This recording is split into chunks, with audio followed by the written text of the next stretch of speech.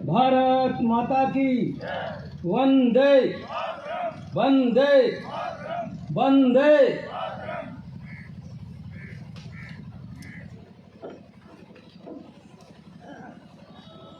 Mahatma Gandhi ji,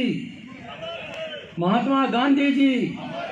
Mahatma Gandhi ji.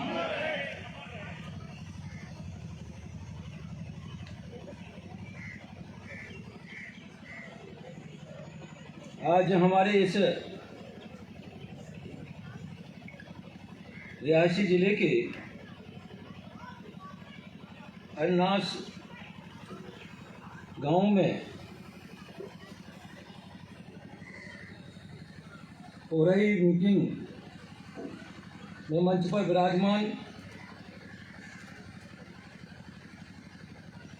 DDC chairman शराब सिंह नांग जी, vice chairperson TC Sadra कौदर जी, DDC member Arnas Shrimati राजकुमारी जी, DDC काकरो कोटे जी, बीडीसी चेयरपर्सन से जिला पंचायत शील मगरोत्रा जी, मगरोत्रा जी, भाई गुलदीप राज द्विवेदी जी, रमन कुमार शर्मा जी, जोगिंदर सिंह जी, अंग्रेज सिंह जी, सरदार प्रदीप सिंह जी, सुखदेव सिंह जी, संजय राणा जी, पंचायत सरपंच संसार सिंह जी, श्रीमती रीना देवी जी, मंच पर विराजमान इस रियासी जिले के जिलाधिकारी चरणदीप सिंह जी, एसएसपी श्रीमान शैलेंद्र जी, यहाँ बैठे हुए सभी सरपंच, पंचायत के सभी मेंबर, डीडीसी के सभी मेंबर, यहाँ आए हुए दूर दराज से सभी हमारे महानुभाव, माताओं, बहनों, विशेष रूप से आज मुझे गर्व हो रहा है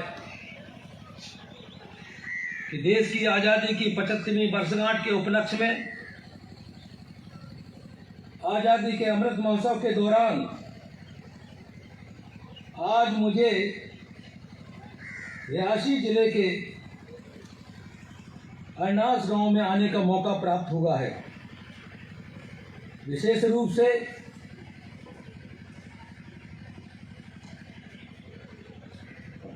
यहाँ अन्यान वक्ताओं ने अपनी बात रखी। उन्होंने जितनी भी समस्याएं हमारे समक्ष रखी हैं, विशेष रूप से मैंने उन्हें सारी समस्याओं को अपने संज्ञान में लिया है और निश्चित ही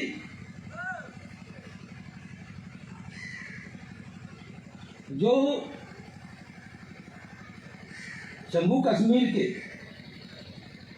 आदरणीय एलजी के द्वारा पूरी हो सकती होंगी और केंद्र की जो भी समस्याएं होंगी उन्हें मैं केंद्र के मंत्रियों के समक्ष रखूंगा। विशेष रूप से देश के ऐसे प्रधानमंत्री जिन्हें हम लोगों को एक संदेश देकर कहा था कि अभी जितने भी नए मंत्री बने हैं वो सभी जम्मू कश्मीर में जाकर जो 370 धारा समाप्त हुई है, उसके बाद जम्मू कश्मीर में केंद्र की जो योजनाएं हैं, उन योजनाओं का लाभ वहाँ के जो लाभार्थी हैं उन्हें किस स्तर पर मिल रहा है। अगर कोई उन्हें दिक्कत आ रही है तो उनसे बात करके उनकी समस्या को संज्ञान में लेकर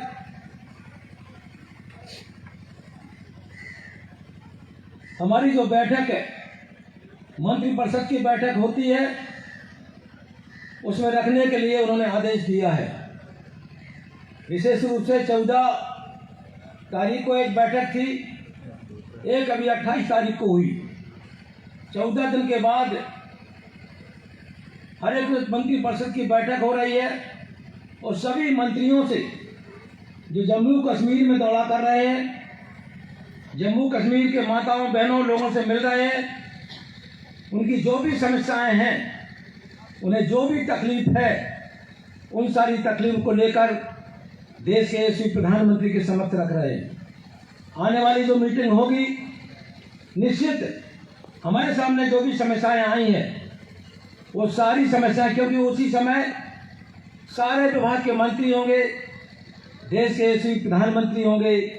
गृह मंत्री होंगे, रक्षा मंत्री होंगे, क्योंकि सारे मंत्री वहाँ जो मंत्रिपरिषद की बैठक होती है उसमें सभी लोग एक जगह मिलते हैं। विशेष रूप से जिसकी जो बात होगी, मैं सारी बातों को उनके समक्ष रखने का प्रयास करूंगा और प्रयास करूंगा कि किसी तरीके से जो भी समस्याएं आई, उन समस्याओं का जल्दी से जल्द हल हो। क्योंकि हम लोग जानते हैं कि आज की स्थिति में हम लोग समझ सकते हैं, क्योंकि मुझे अच्छी तरह से मालूम है कि 2014 के चुनाव के बाद देश में जिस समय भारतीय जनता पार्टी के नेतृत्व में सरकार बनी और सरकार बनने के बाद देश के यशस्वी प्रधानमंत्री के रूप में नरेंद्र भाई मोदी जी ने शपथ ली और उन्होंने स्पष्ट कहा था कि हमारी जो सरकार बनेगी वो गरीबों के लिए है, वो किसानों के लिए है, वो माताओं बहनों के लिए है, वो मजदूर वर्ग के लिए है, वो असहाय लोगों के लिए है, जिनके लिए हम ये सरकार हमारी काम करेगी। और आज यह सरकार काम कर रही है। विशेष रूप से मैं कह सकता हूँ तो जैसे ही सरकार बनने के बाद सबसे पहले हम लोग के समक्ष बात आती थी कि इस देश में भ्रष्टाचार बड़ी तेजी के साथ आगे बढ़ रहा है। इस भ्रष्टाचार पर कैसे लगाम लगे, देश के यशस्वी प्रधानमंत्री ने सबसे पहले जन धन योजना के माध्यम से उन्होंने उस गरीब आदमी को, जिन्हें योजना का लाभ तो मिलता था लेकिन पैसा उन्हें नहीं मिल पाता था, लाभार्थी का नाम तो उसमें होता था लेकिन पैसा जब पहुंचता था तो उतना पैसा उसे नहीं मिल पाता था। मुझे अच्छी से मालूम है 1987 में देश के उस समय प्रधानमंत्री जो थे हमारे राजीव गांधी जी, उन्होंने स्वयं लोकसभा में खड़े होकर कहा था कि मैं केंद्र से जो पैसा भेजता हूँ, मैं 1 रुपये अगर केंद्र से पैसा भेजता हूँ तो लाभार्थी के पास जाते जाते वो केंद्र से प्रदेश, प्रदेश से तहसील, तहसील से गांव सभा के बाद उस लाभार्थी के हाथ तक पहुँचता है, तो हाथ तक पहुँचते पहुँचते वो पैसा घिस जाता है और ज़्यादा से ज़्यादा 15% पैसा उसके खाते में, उसके हाथ में पहुँचता है। लेकिन देश के प्रधानमंत्री ने इस पर चिंता की और उन्होंने गरीबों के लिए सबसे पहले जन धन योजना के अंतर्गत खाते खुलवाने का काम किया, क्योंकि फ्री में बगैर पैसे के वो खाते खुलने थे और इस समय 44 करोड़ लोगों ने ये खाते खुलवाए हैं और उसका ये गरीब लोग उसका लाभ ले रहे हैं। विशेष रूप से मैं कह सकता हूँ कि हमारी जो योजनाएं हैं, जैसे जिस योजना के बारे में अभी कहा जा रहा था, प्रधानमंत्री आवास योजना, प्रधानमंत्री आवास योजना के अंतर्गत 2011 की जनगणना के आधार पर जो भी नाम इसमें दिए गए थे उन्हें आवास दिए गए हैं। किसी तरीके से उसमें कुछ गड़बड़ियाँ पहले हुई थी, उन्हें सुधारने के लिए फिर हमारे प्रधानमंत्री जी ने कहा है कि दोबारा लिस्ट बना के भेजिए, हम लोग लिस्ट उन लोगों को पुनः आवास देंगे जिन्हें पहली लिस्ट में आवास नहीं मिल पाया। उसी के तहत ये लिस्ट बनकर गई है। निश्चित वो लिस्ट जो गई है केंद्र में, हम लोग प्रयास करके शीघ्र वो पैसा इस प्रदेश को दिलाने का काम करेंगे, जिससे रियासी कि हमारे जिले के लोग जो अभी शिकायत कर रहे थे कि हमें वो पैसा नहीं मिल रहा है, हमारा नाम उसमें नहीं है, निश्चित उनका नाम उस लिस्ट में होगा और उन्हें आवास बनाने के लिए निश्चित उन्हें पैसा मिलेगा। और पैसा उनके हाथ में नहीं आएगा, क्योंकि जनधन योजना के अंतर्गत जो खाते खुले हैं डीबीटी के माध्यम से सीधा केंद्र से पैसा जो आएगा वो सीधे उस लाभार्थी के खाते में पैसा जाएगा, वो किसी के हाथ में नहीं जाएगा, कोई बिचौलिया उसमें पैसा नहीं ले पाएगा। सीधा सीधा पूरा का पूरा पैसा जो भी किस्त आएगी वो सीधे उस लाभार्थी के खाते में जाएगी। मेरा कहने का तात्पर्य है, बीच में जो भ्रष्टाचार होता था देश के यशस्वी प्रधानमंत्री ने उस भ्रष्टाचार को सॉफ्ट करने का काम किया है। विशेष रूप से मैं कह सकता हूँ केंद्र की उज्ज्वला योजना जो हमारी माताओं बहनों को फ्री में कनेक्शन दिया गया था, उसमें भी कुछ गड़बड़ियाँ हुई थी। कुछ हमारी माताएं बहनें हैं उन्हें उज्ज्वला योजना के अंतर्गत फ्री में कनेक्शन प्राप्त नहीं हो पाए थे। अभी उन्होंने 1.5 माह पूर्व उत्तर प्रदेश की धरती महोबा जिले से उन्होंने फिर देश के यशस्वी प्रधानमंत्री ने घोषणा की है कि हमारा उज्ज्वला योजना 2 जो हम लोग लॉन्च कर रहे हैं उसमें 1 करोड़ माता बहनों को पुनः उज्ज्वला योजना के अंतर्गत ये गैस के कनेक्शन फ्री में उन्हें दिए जाएंगे और उस योजना का शुभारंभ हो गया है।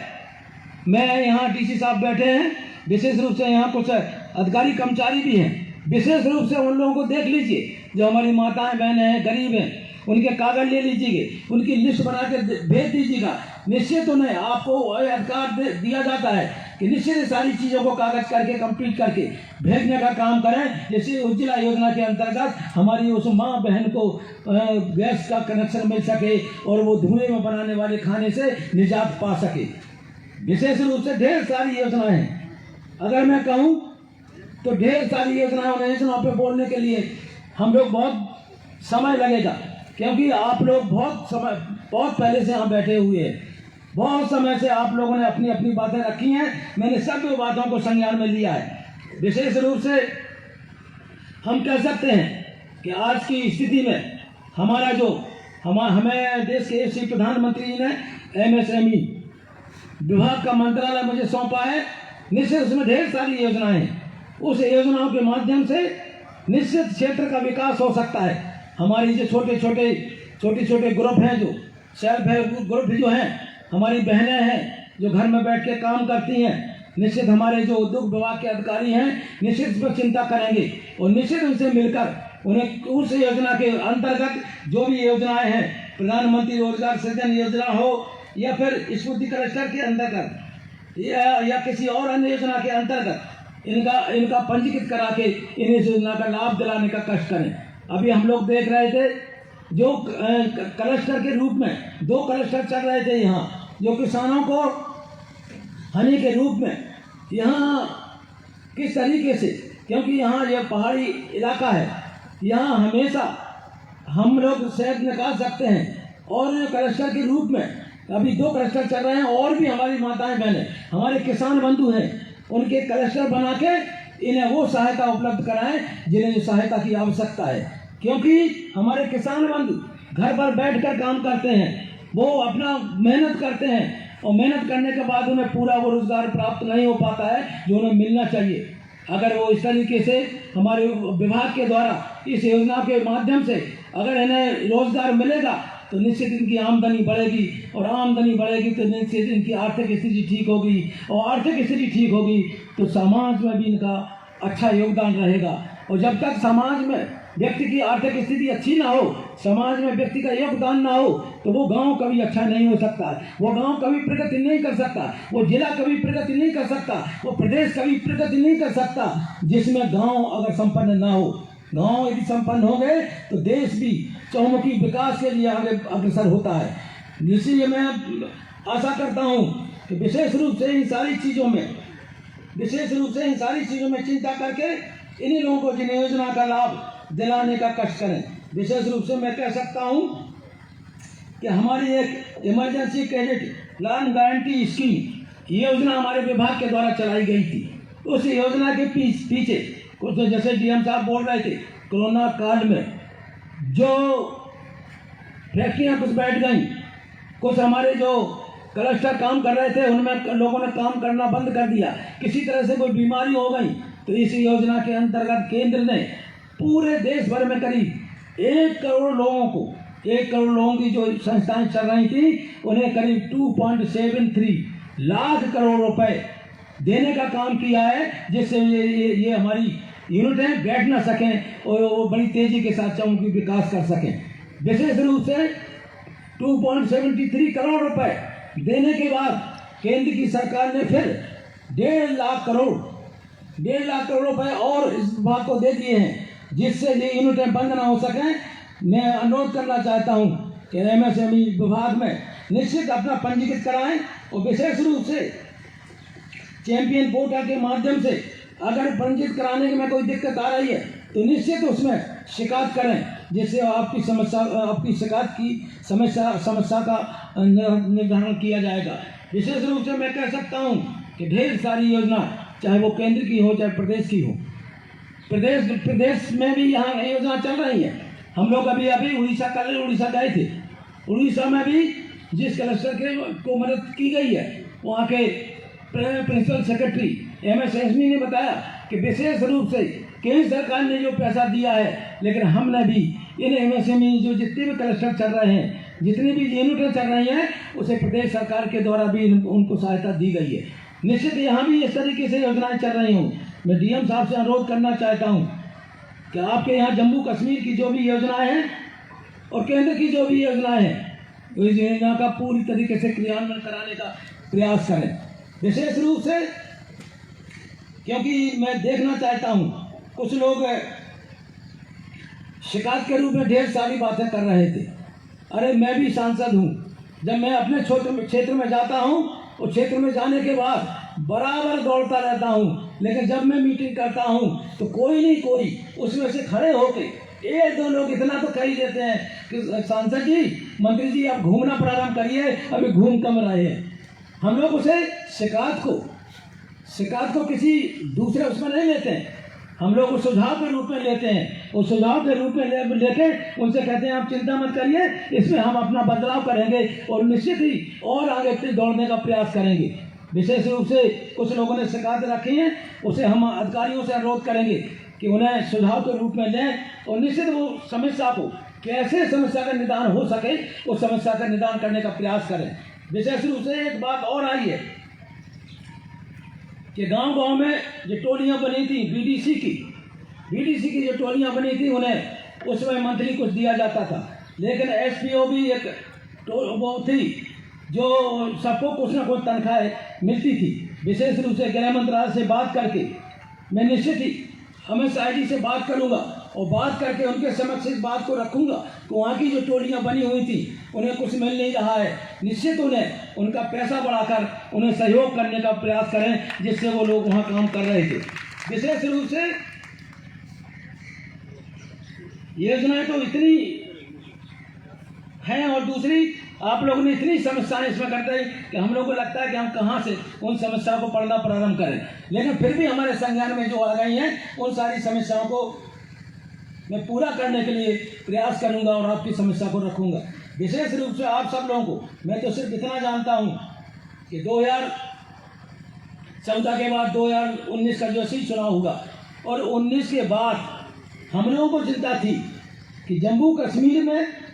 कुछ ऐसी वर्ग के लोग जो दलित समाज के लोग हैं, जो वाल्मीकि समाज के लोग हैं, बेचारे वो देश स्वतंत्र हुआ तब से लेकर आज तक वो काम तो करते थे, मेहनत करते थे, पढ़ाई करते थे, लेकिन उन्हें नौकरियां नहीं मिलती थी। किसी तरीके से उनके परिवार को मात्र अगर मिलती थी तो सफाई की नौकरी मिलती थी। मुझे अच्छी तरह से याद है कि 24/6/2019 को जैसे ही पहला सत्र प्रारंभ हुआ, मैंने इसी पर 377 में क्वेश्चन लगाया और मैंने आशा की, क्योंकि मैं उस समय सांसद था, मैंने 377 में क्वेश्चन लगा के और वहाँ बोलने का प्रयास किया, लेकिन वो बोलने के लिए हंगामा मचता रहा। तो वहाँ के सभापति ने वो जितनी भी कार्रवाई थी वो सारी ले करने के लिए आदेश दे दिया। हम लोगों ने उस कार्रवाई को ले कर दिया, क्योंकि 377 एक ऐसा नियम है, अगर कोई भी सांसद उस बात को अगर लोकसभा में रखता है तो निश्चित उसका जवाब उस सांसद के पास आता है। समस्या का निदान के लिए वो समस्या बताते हैं कि इसमें अभी ऐसा किया गया है और आगे करना है। हम लोग भी उसका इंतजार कर रहे थे, कि हमने वाल्मीकि समाज के लिए जो रखा है, तो देश स्वतंत्र होने के बाद बेचारे वो परेशान हो रहे हैं, उन्हें नौकरी भी नहीं मिल रही है और उनका परिवार पूरी तरीके से हिम्मत है। देश के यशस्वी प्रधानमंत्री जी को मैं धन्यवाद देना चाहता हूँ, देश के गृह मंत्री अमित शाह जी का, रक्षा मंत्री जी का, इन सारे नेतृत्व ने जैसा ही पहला सत्र प्रारंभ हुआ और उन्होंने जो हमारी समस्या थी, उन्होंने समस्या को संज्ञान लेते हुए और उन्होंने अगस्त माह में ही 370 धारा 35 से समाप्त करके इस जम्मू कश्मीर के उन नागरिकों को न्याय देने का काम किया है। यहाँ जो भी योजनाएं थी वो योजनाएं लागू नहीं होती थी, अब वो सारी योजनाएं लागू हो रही। उन्हीं योजनाओं की जानकारी के लिए हम लोग यहाँ आए हैं। एक एक योजना को हम लोग धरातल पर देखना चाहते हैं कि जो योजना आई है वो उन पात्र व्यक्तियों को कितनी मिल रही है। विशेष रूप से हम कह सकते हैं कि पड़ोसी देश आतंकवादी गतिविधियाँ करता है, उसे ये हिंदुस्तान कभी रास नहीं आता है। आए दिन जब देखो तब आए दिन आतंकवादियों को अंदर भेजने का प्रयास करते हैं। लेकिन हमारी यहाँ की फोर्सेस, हमारे यहाँ के अधिकारी इतने सचेत हैं, यहाँ तक कि देश के नेता, देश के यशस्वी प्रधानमंत्री जी ने सीधा आदेश दे दिया है कि वहाँ से आने वाले आतंकवादी अगर किसी तरीके से अंदर प्रवेश कर भी जाए धोखे से, तो फिर वो बाहर न जा पाए। सिर्फ यहीं उन्हें समाप्त कर दिया जाए, क्योंकि आतंकवादी की कोई जात नहीं होती है, आतंकवादी का कोई मजहब नहीं होता है। आतंकवादी होते हैं। आप सब लोगों ने देखा पड़ोसी देश में अफगानिस्तान में किस तरीके से तालिबानियों ने किस तरीके से वहाँ सत्ता हथियाई है। वहाँ के लोगों को देखिए किस तरीके से गरीब लोग, माताएं, बहनें 1,000 किलोमीटर पैदल चलकर वो ये प्रयास कर रहे हैं कि किसी तरीके से हमारी जान बच जाए, हमारा संरक्षण हो जाए। मैं धन्यवाद देना चाहता हूँ देश के यशस्वी प्रधानमंत्री जी को कि उन्होंने अभी जो बैठक हुई थी उस बैठक में स्पष्ट रूप से कहा है कि किसी भी तरीके से अफगानिस्तान में जो अफगानिस्तानी लोग हैं, वहाँ अक्सर के बंधु हैं, उन्हें जो परेशानी हो रही है, उन्हें हमें किसी न किसी तरीके से सहायता देना होगी, उन्हें किसी न किसी तरीके से उनको आगे बढ़ाना होगा। मैं कह सकता हूँ क्योंकि मैं 2096 से सांसद और सांसद के बीच में नहीं रहा, अटल जी के साथ में रहा हूँ। उस समय भी हम लोग पाकिस्तान की बातों को सुनते थे। पाकिस्तान से हमेशा बात आती है, हमेशा पाकिस्तानी अपनी हिंदुस्तान के ऊपर ऐसे आतंकवादियों को भेजता है और कहता है किसी भी तरीके से वो चाहता है कि हिंदुस्तान में अस्थिरता बनी रहे। हमें तो अच्छी तरह है कि 2002 और 3 में जिस समय से अटल बिहारी वाजपेयी की सरकार थी, उस समय इस देश में राष्ट्रपति के रूप में हमारे मिसाल में अब्दुल कलाम जी थे। उस समय पाकिस्तान ने घोषणा की थी कि अगर किसी तरीके से अगर स्थिति आई, अगर हमें युद्ध लड़ना पड़ा, तो निश्चित ही मैं अपना मिसाल चला दूंगा। लेकिन देश के राष्ट्रपति जी ने उस जवाब देते हुए पाकिस्तान को चेतावनी दी थी कि भूल से भी एटम बम या कोई मिसाइल मत चला देना। ये हिंदुस्तान है। हिंदुस्तान के लोग अमन चैन चाहते हैं। अगर तुम्हारी तरफ से कोई भूल हुई तो यहाँ से होने वाली भूल 24 घंटे के अंदर होने वाली जो बात होगी, वो पाकिस्तान का नामो निशान खत्म हो जाएगा। उस समय होते होते पाकिस्तान एक चमकीले पत्थरों के रूप में नजर आएगा। ये मिसाल मैंने घोषणा की थी। देश के राष्ट्रपति उस समय अब्दुल कलाम जी थे, उनकी घोषणा थी। उन्होंने कहा था, देखिए देश में कितने लोग हैं, ऐसे लोग हैं जो देश से प्रेम करते हैं, देश के लिए जान देते हैं। आज भी हमारे यहाँ बैठे हुए लोग उसमें काम कर रहे थे, बीडीसी में और एसपीओ में, निश्चित को यहाँ के लोग हैं। हम लोग तो देखते हैं किस तरीके से गांव की सुरक्षा पुलिस तो करती है। पुलिस के साथ जब नागरिक आगे आते हैं तो ये गांव क्या, कोई भी गांव हो, कोई भी आतंकवादी गतिविधियां कुछ नहीं कर सकती हैं। उनका तो मुकाबला गांव के लोग कर सकते हैं, हमारी फोर्सेस कर सकती हैं। विशेष रूप से मैं सिर्फ इतना ही कहना चाहता हूं कि आज की परिस्थितियों में जो भी योजनाएं हैं, उन योजनाओं का लाभ आप सब लोगों को मिला। हमारे यहाँ भारतीय जनता पार्टी के लोग बैठे हैं, बहुत लोग पदाधिकारी हैं, जिला अध्यक्ष भी बैठे हैं और लोग भी बैठे हैं। मैं उनसे अनुरोध करना चाहता हूँ। मेरे आने का मतलब है कि कम से कम केंद्र की जो योजनाएं हैं, अगर आप जहाँ रहते हो, अगर आप पात्र व्यक्ति हो तो निश्चित आपको वो सुविधा मिलना चाहिए। अगर आप पात्र व्यक्ति नहीं है और आपके बगल में रहने वाला पात्र व्यक्ति है, गरीब व्यक्ति है, उसे कोई पूछ नहीं रहा है, तो फिर भारतीय जनता पार्टी के कार्यकर्ता का कर्तव्य बनता है कि उस गरीब से मिले और उसकी बात सुने। उसे उज्ज्वला योजना के अंतर्गत यदि कनेक्शन नहीं मिल पा रहा माता बहन को, तो कैसे मिल सकता है, उसमें क्या कमियां हैं, उन कमी को हम लोग के सामने लिख के भेजिए, डीसी साहब को बताइए। ये लोग भी पूरी करेंगे, हम लोग भी पूरी करेंगे। अगर मौका पड़ेगा तो हम लोग प्रधानमंत्री के सामने उस बात को रखेंगे कि इसकी वजह से ये गरीबों को नहीं मिल पा रहा है। विशेष रूप से जितने भी योजना है, चाहे प्रधानमंत्री आवास योजना हो, चाहे उज्ज्वला योजना हो, चाहे हमारी किसान सम्मान निधि हो, अन्य ढेर सारी योजनाएं और मिलने वाली योजनाओं को मैं भारतीय जनता पार्टी के कार्यकर्ताओं से और यहाँ बैठे हुए बुद्धिजीवी और संगठन होंगे जो समाज के बीच काम करते हैं, उनसे भी मैं अनुरोध करना चाहता हूँ कि